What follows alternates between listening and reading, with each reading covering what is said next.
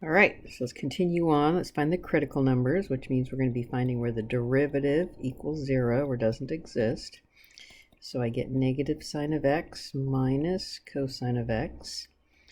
Setting that equal to 0, I get negative sine of x equaling cosine of x. So I'm looking for the x angle that gives the sine and the cosine the same value, except they're opposite signs. So that's going to be here and here at these 2 pi over 4 angles. So that's going to be x is equal to 3 pi over 4 and 7 pi over 4. Okay, so this is not an easy graph, the derivative graph to graph. So what I'm going to do is I'm just going to check x values between the critical numbers. So I'm literally going to make a number line.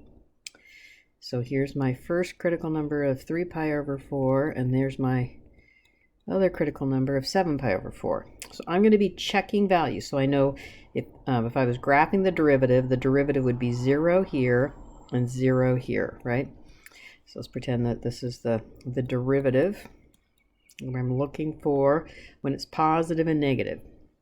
So if I want to try some angle over here that's smaller than 3 pi over 4, I suggest plugging in pi over 2.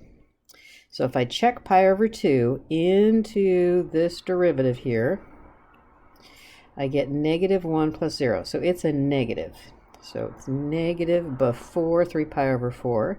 And in between 3 pi over 4 and 7 pi over 4, I'm going to try pi. And if I plug in pi, I get 0 plus 1, so it's positive at pi. And then I'm going to check something over here like 2 pi. And if I plug in 2 pi, I get 0 minus 1, so it's negative again.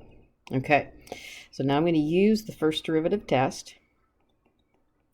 So you communicate to me, the reader, what you're doing. So I'm checking this critical number. So then I say this changes from negative to positive. So therefore, and at this critical number, right, so you're explaining that, therefore f of 3 pi over 4, the y value at 3 pi over 4, is a local minimum. Because it was decreasing, then it went increasing. Then at the critical number 7 pi over 4, could you tell me that? F prime changes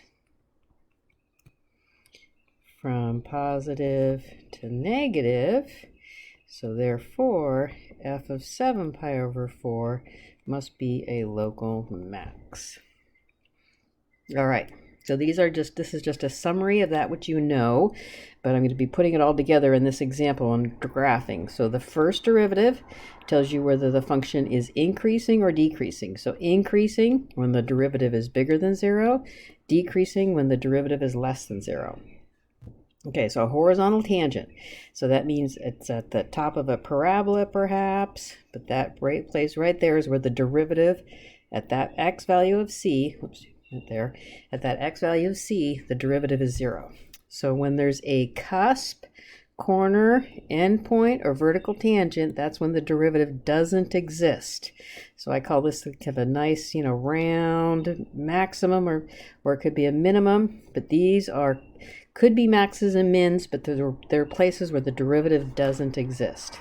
Okay, so now we're going to be talking about the second derivative, and that tells us about the shape of the graph. So the shape of the graph, concave up, means it's cupped up. And that's when the second derivative is bigger than 0. So cupped up, second derivative bigger than 0.